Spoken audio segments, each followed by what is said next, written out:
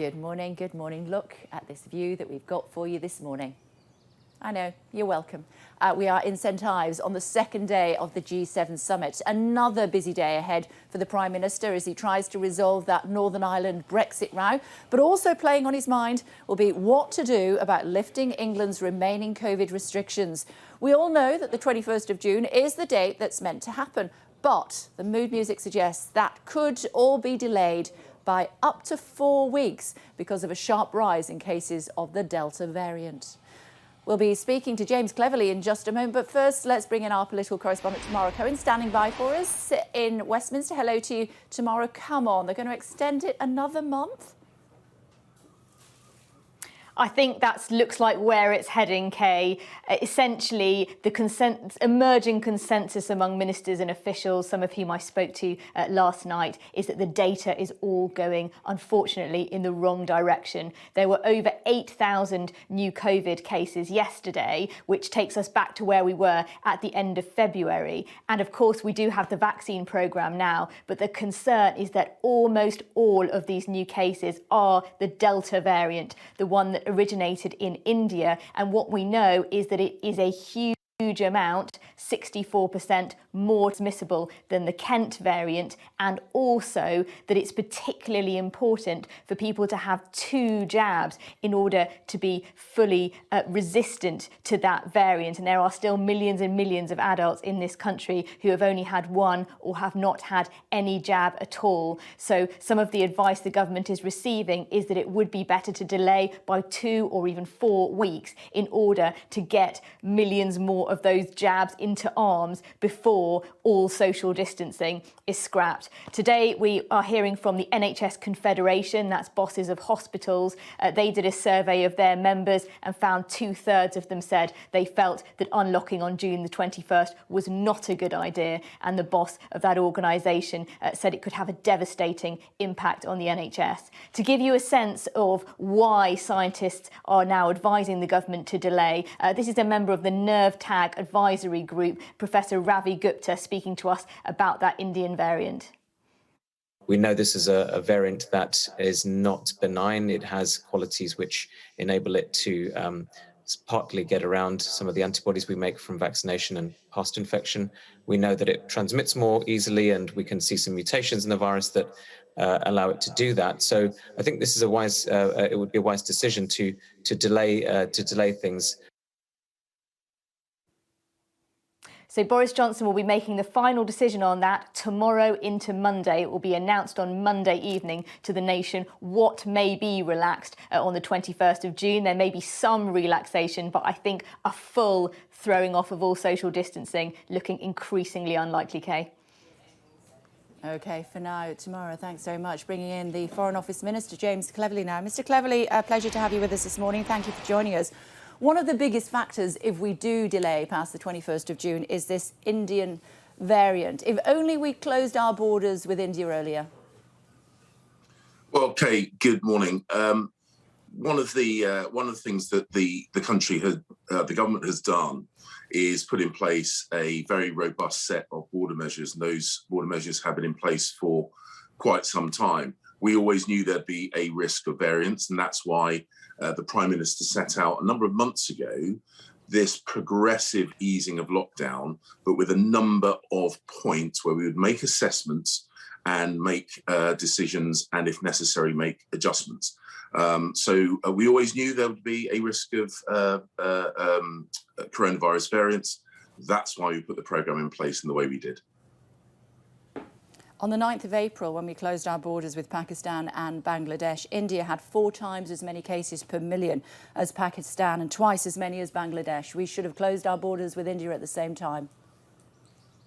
Well, as I say, we have incredibly robust, we had at the time incredibly robust border measures with a requirement for testing pre-travel, with a requirement for isolation on arrival.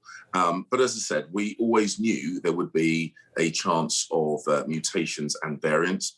That's why this unlocking process was a progressive one, and that's why we had these decision points laid out, and that's why the the government, the Prime Minister and our scientific advisors will be assessing the data and making decisions to be announced on Monday.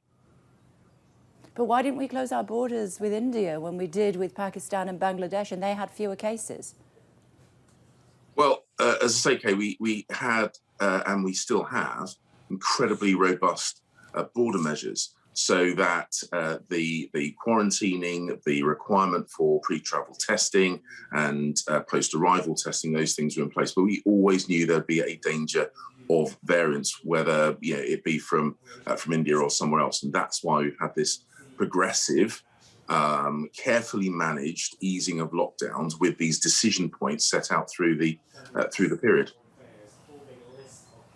Yeah, but it's called the India variant. It's not called the Pakistan variant or the Bangladesh variant, and yet we shut the borders with those two countries, but we didn't with India. And I suppose certainly a lot of people come to the conclusion that it was a political decision because the Prime Minister was determined to go to India, and so he wanted to keep that trade corridor open. Well, as I say, Kate, we assess the situations dynamically. We see what changes over time, and we have consistently made decisions based on data, based on science, in a progressive way, so that we can respond to any changes. And of course, the nature of fighting a pandemic is things change, things evolve. And our decision making has always been in response to the data about these changes, these mutations, these variants. And that's what's been the driving force behind the decisions that we have made in the past and will be making in the near future. Perhaps I could ask that a different way then. Why did you think that India was safe when Bangladesh and Pakistan was not? Well, look, Kay, I've told you, we've had these robust border measures in place, which covered a number of countries around the world, and what we are going to continue to do is to base our decisions on the scientific information that's provided for us, to try and ease the restrictions that we are currently living under here in the UK in a way that keeps us safe. But also, I mean, I know you're down in Cornwall. The importance of international connectivity is key. We're seeing through the G7 world leaders coming together to address some of the really important issues of the day, including coronavirus, but also really important things like climate change, like girls' education, like finding a way of building back better from this coronavirus. That's why there is always a balance to be struck between border controls and the requirement for people to make decisions and travel internationally. Okay. But throughout this time, we, as I say, have very robust border measures, and we will continue to keep those in place until or evolve those until we've broken the coronavirus. OK, the Health Secretary said the link between cases and deaths had been broken, but not completely severed by the vaccine. Even though cases are increasing, just looking at the figures for the 7-day rolling average, around 7 or 8 people a day, sadly, are presently losing their lives as a result of COVID-19. What does that figure, that death figure, what does that need to be in order for us to get out of lockdown? Well, I'm not able to put a single figure on this because the decisions about changes to our current restrictions will be made in conjunction with the scientists based on the most up-to-date evidence, and that's what the Prime Minister and the government will be doing over this weekend for the announcement on Monday. But we should be very proud of the vaccine programme that we've had in the UK, from the fantastic rollout through the NHS, but also to the very speedy research, development and increasing in production, which of course was done because of the initial investment made by the government. So the vaccination programme is helping us get out of this. And as I say, we will make decisions with regard to lockdown based on the most up-to-date information. Can England fans sing when their team is playing tomorrow? Well, look, we know the things which increase transmissibility, being in an enclosed space, being in close proximity to other people, speaking at volume because particles come from the mouth. So we would encourage people to do things that we know are safe, be outside, be socially distanced, keeping your face away from other people's faces. We want people to enjoy the football, but we want people to enjoy the football in as safe as way as possible. And we know what that is: being outside, being spread apart, and not shouting, not singing. You're right, I am down here in St Ives' beautiful backdrop behind me. I'm just sad that you aren't with us here, Mr Cleverly, this morning, but certainly the French are. And it does appear that they've hijacked this G7 summit, doesn't it, for Brexit negotiations? Well, actually, what we've seen coming out of this G7 summit is already some fantastic announcements on the really, really important issues of the day, including our battle collectively against coronavirus and the rollout of world-class vaccines to countries that need it, including a commitment to girls' education, including a commitment to fighting climate change. So this G7 summit is a meeting of leaders, the Prime Minister in the UK in a global leadership role, addressing some of the long-standing global issues facing us all. Just a quick thought on that before I let you go. I know you've got lots of people to talk to this morning. We heard from Number 10 sources telling us that nothing is off the table as far as Brexit negotiation or the Brexit deal is concerned. The French are looking at that very differently indeed. They say the deal's done, and if you try to extend past the 30th of June, we'll see you in court. Is the 30th of June the deadline that the Brits are working to?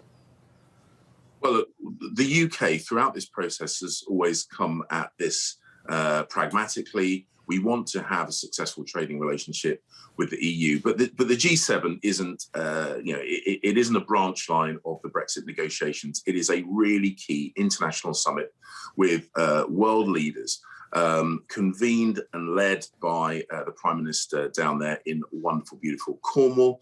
But we are thinking about global issues, global trade, global health security, the education of young people, particularly girls, around the world, and how we build back better. This is what the G7 summit is about. It's not a branch line of the Brexit negotiations. And I'm sure that the world leaders who have come together will focus on those really important issues that affect every single person on the planet. But I am asking you about Brexit, if I may, 30th of June. Is that a date that's set in stone as well to try to sort out this impasse or not? Yeah, okay. So what happens when you ask me the same questions? I will give you the same answer. And as I said, these G7 negotiations are not a branch line of the Brexit negotiations. Yeah, but I'm not asking you about G7, Mr Cleverly. I'm asking you about Brexit. Yeah, and I've just said this weekend, this focus is on these global issues. We have the privilege of hosting global leaders, and the Prime Minister will be working with them to address global issues, including the pandemic, including how we save our planet, how we improve the environment, how we educate girls around the world. These are globally significant issues, and they deserve the full focus of the Prime Minister and the world leaders down in Cornwall. How sorry are you that you're not here? The sun's shining. They're going to have a barbecue on the beach later on. I love Cornwall. My wife's grandparents retired to Cornwall, and we visited quite regularly just around Padstow, spending sunny days on the beach in Boobies Bay. So I absolutely love Cornwall, and I look forward to getting back there. I know can't be there at the moment, but I can't wait to get back. I'm going to Padstow for my tea. It's lovely to talk to you, Mr Cleverly. Thanks very much indeed for joining us. Thank you. Thanks a lot. Now, it's going to be a busy day for the G7 leaders, as was outlined there by the Foreign Minister. Let's take a look at what will be happening here in Cornwall. Boris Johnson will have a morning bilateral meeting with the French President, Emmanuel Macron. And then the summit's morning session will be around the theme of building back resilient, focusing on the opportunity for a green recovery and tackling geopolitical challenges. In the afternoon, the discussions turn to foreign policy, including the distribution of vaccines and the global efforts to fight COVID-19. Then, in the evening, the leaders and their partners will meet on the beach behind me for a barbecue supper where they'll enjoy a fly pass from the Red Arrows and toast marshmallows on an open fire. Isn't that lovely? There's a heightened security, though, around Cornwall for this G7, as you can well imagine, and none more so than off the coast of the county, where there are more than 5 of Britain's warships, and they've been situated there for the last 3 or 4 days. But this level of security doesn't come without its impact on locals, as I found out yesterday when I went out onto the ocean on a small fishing vessel. What is the purpose of your visit? Please over. Warship example, this is Little Mermaid. Yeah, I'm a pleasure vessel carrying 12 paying passengers to and fro to Seal Island, which is west of St Ives. Sir, warship example, roger, that is all copied. Warship example, please. More than 1,000 people have been named in the Queen's birthday honours list that's just been released. The awards are dominated by people who volunteered during the pandemic, as well as those who helped develop the first coronavirus vaccines. Ivor Bennett reports. In a year that demanded heroes, they weren't in short supply. And those whose efforts have helped us all fight back against the virus are now being honoured. We started trials here in the first wave. Professor Andrew Pollard oversaw the development of the Oxford vaccine, which was achieved in just 8 months. He's been knighted for services to public health, but says credit should go to a lot more than just him and his team. And perhaps even more important are the people who took part in the clinical trials, who actually made this possible and have brought this vaccine that's now being delivered all around the world. So they're heroes as well, I guess. They are all heroes. They're all part of this army that's been fighting against coronavirus with us. Leading that army was Kate Bingham, chair of the Vaccine Task Force. She's been made a dame, as has Professor Sarah Gilbert, another of the life-saving vaccine pioneers. And it's because it's the double whammy. Their colleague Divya Chadamanik led the clinical trials for the jabs, convincing manufacturers to conduct them in Britain. She's been made an OBE, the culmination of something she says began with what her father said when she left home in India to study in the UK. He said, do good, be good, and do something amazing so that you do get to meet the Queen. My dad did pass away in December, so for me this is an ultimate culmination. The honours is an ultimate culmination of, I hope I've done good, I hope I've been able to do something, and at some point maybe meet the Queen, if not in person, but at least this comes just as close. These pans, they look rather big, but they just about make all the food that we need. But it's not just the scientists who have made a difference. Anju Ahluwalia runs a charity feeding London's homeless and has been awarded the British Empire Medal. Before the pandemic, they were cooking 900 meals a week at most, but when COVID hit, that became 5,000 as they responded to all those in need. Some of these people, they didn't have money because they had been furloughed, or they didn't have jobs, or they were self-employed and they couldn't prove that. They didn't know where their next meal was coming from. And I'm a massive believer in that every single human being on the planet needs to have at least one hot meal a day. Footballer Raheem Sterling is among the non-COVID related honours, given an MBE for services to racial equality in sport, while there are knighthoods for 2 prominent Tory donors, philanthropist William Adderley and Trailfinders founder Michael Gooley, who have been honoured for services to charity. Their companies both donated £500,000 to the Conservatives in the run-up to the last election. But the overriding theme of those being recognised is the pandemic, the worst of times, bringing out the best in many. Ivor Bennett, Sky News. Also on the honours list, chef and bake-off judge Prue Lee. She has been made a dame. The Liverpool captain Jordan Henderson is appointed MBE after he raised £4 million for the NHS with other Premier League footballers. And Robert Rinder, TV's Judge Rinder, becomes an MBE for services to Holocaust education and awareness. And let's bring you this incredible escape story this morning. Should we? Are you ready? A lobster fisherman is recovering in hospital after he was swallowed whole by a humpback whale. 56-year-old Michael Packard was diving, around 45 metres down off the coast of Massachusetts when the attack happened. He estimates that he was in the whale's mouth for about 30 seconds and described how everything in his world just went dark. I was just about at the bottom and I just felt this truck hit me and everything just went dark and I could just feel just just hard stuff all around me, like. And I just thought, did I just get eaten by a white shark? And then I said, no, I don't feel any teeth.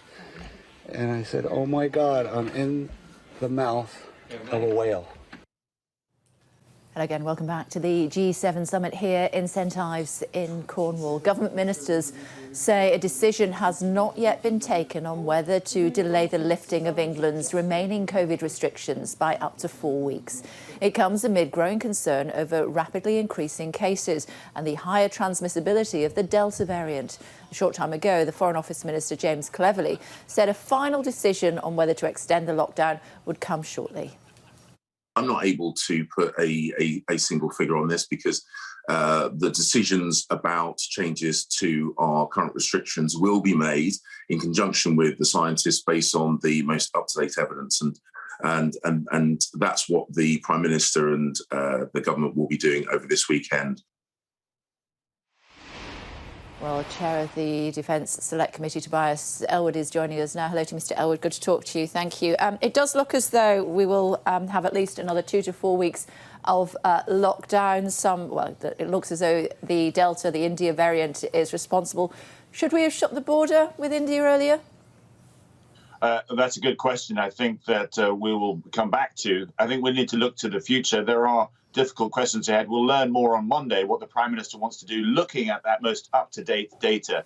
3 choices: stay as we are, keep the restrictions in place, go for that opening that we've all been wanting, or do some halfway house where we're able to ease certain restrictions, allow larger weddings to take place, and so forth. The 2 things I would like to see change are allowing people who've been vaccinated twice and after a time period able to travel to the EU. So us joining in with that digital passport scheme that's already up and running.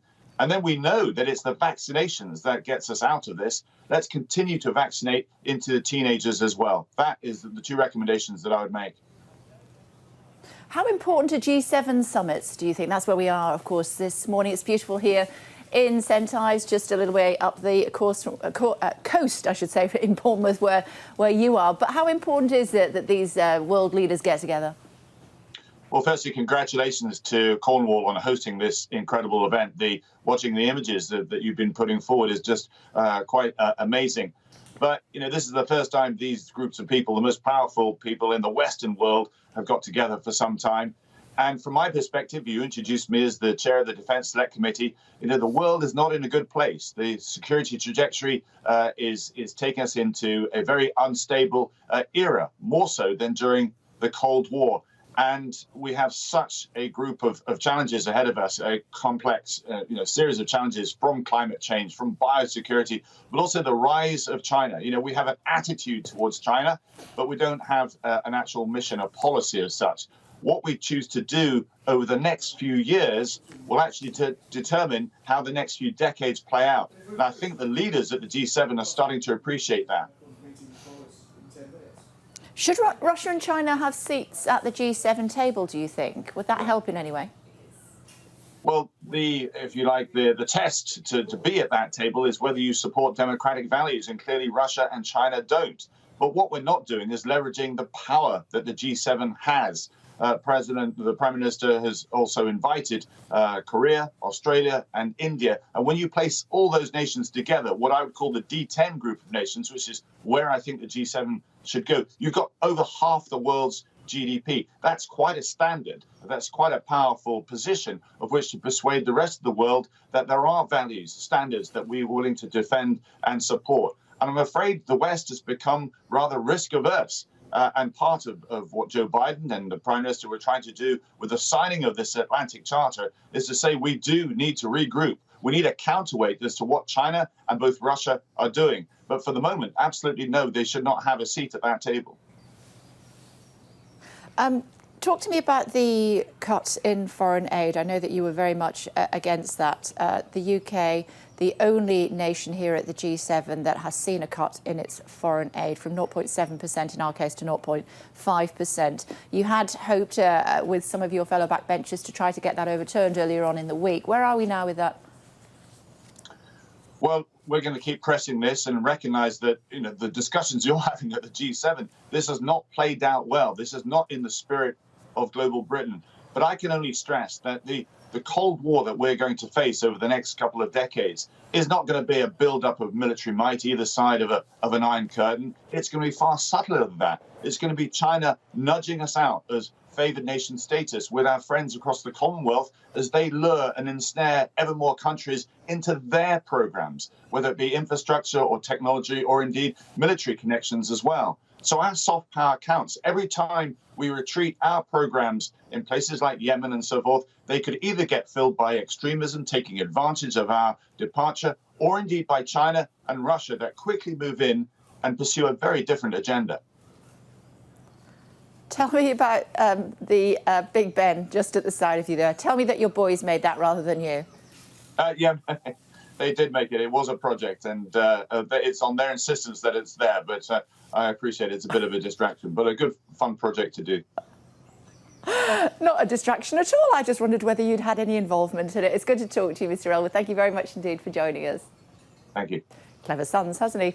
Now, it's a busy weekend for the Queen after meeting G7 leaders last night. This morning, she will be in central London for her birthday parade, a scaled-down version of Trooping the Colour, as our royal correspondent, Rhiannon Mills, reports. Her Majesty was definitely the star attraction at last night's G7 reception. In the striking setting of the Eden Project, there was only one star. The Queen, an expert in these photo opportunities on sparkling form. How's that? Are you supposed to be looking as if you're enjoying it? Yes. For the leaders, this was clearly a moment not to forget, all of them jockeying to have their time with a head of state without equal.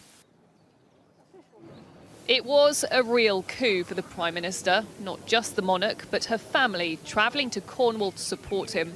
The ultimate display of royal diplomatic charm. Number 10 know that a meeting with the Queen will literally mean the world to some of these leaders.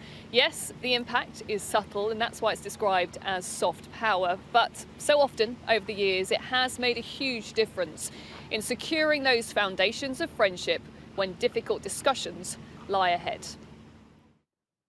But for the Prince of Wales, this was an evening of opportunity when it comes to the climate crisis. In a first for a G7 summit, 10 global CEOs had joined him and Prince William to meet the leaders and discuss how governments and business can work hand in hand. The Prince even using one of the Prime Minister's slogans to put his point across. To build back better, we need, above all, a truly effective partnership between government and business.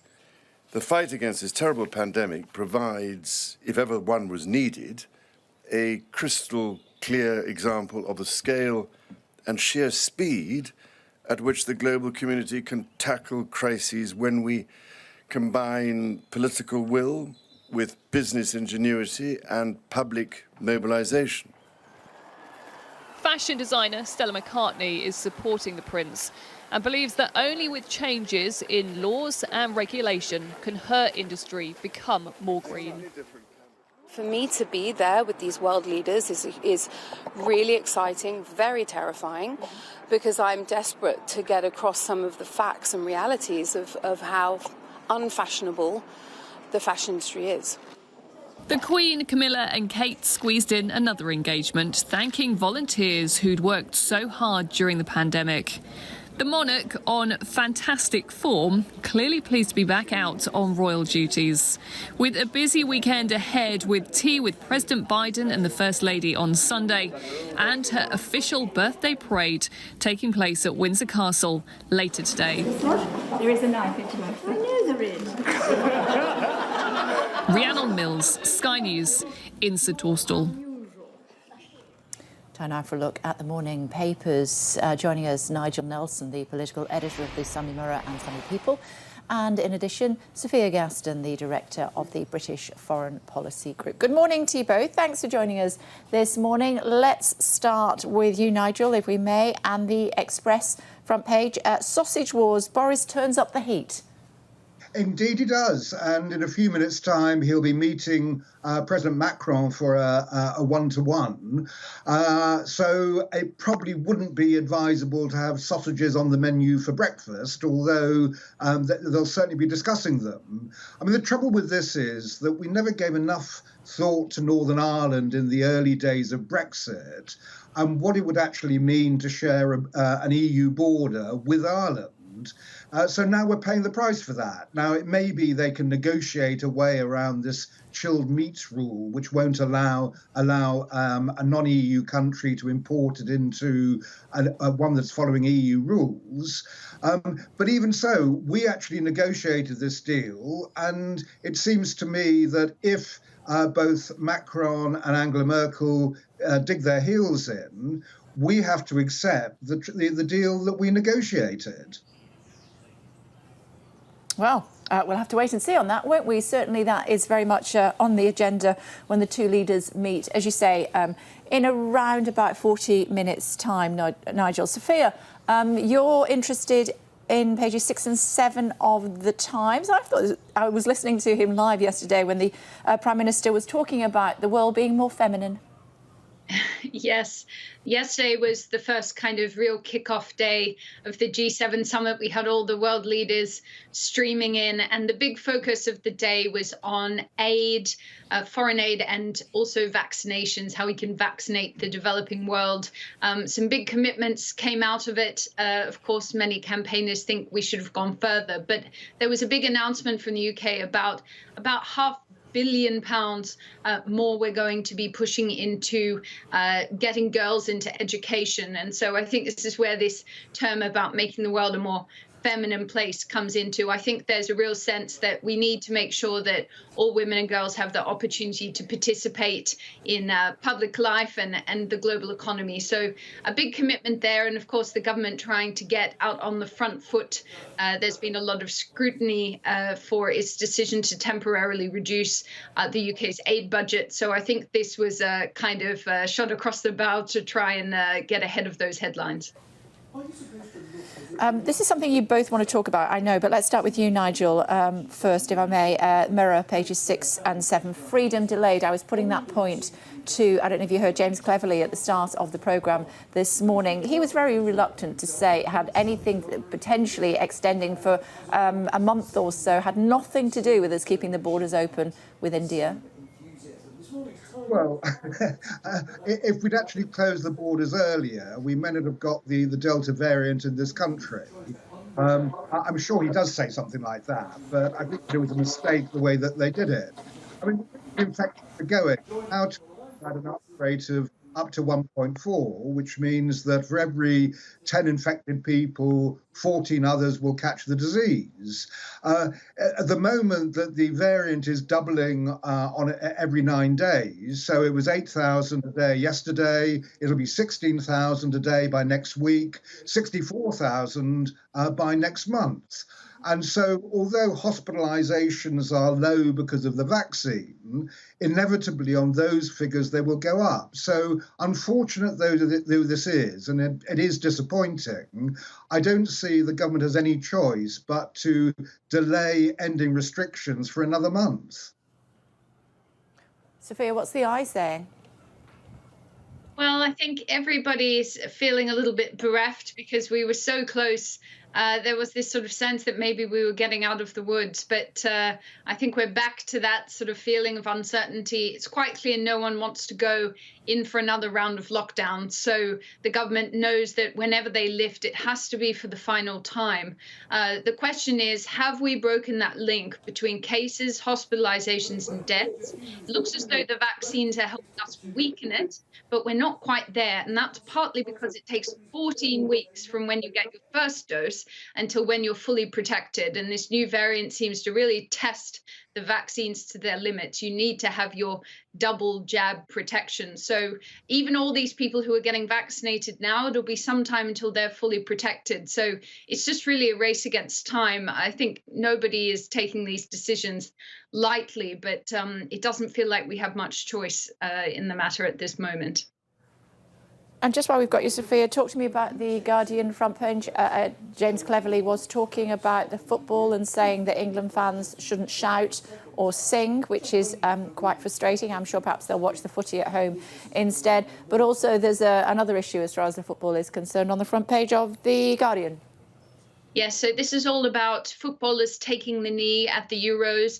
Essentially, the government has said, look, do as you wish. We're not going to stop you taking the knee. But they haven't come out and explicitly advised fans not to boo when this takes place. And so Labour leader Keir Starmer is holding their feet to the fire and saying that's what real leadership would be, is to say it's important to respect this act as well as allowing them to do it in the first place. So I think this is an issue which will continue to sort of ring around the Euros. But of course, that taking the knee is a signal of sort of raising protest about racial inequality. And I think that there are a lot of people who appreciate that and agree that that's a problem in our society.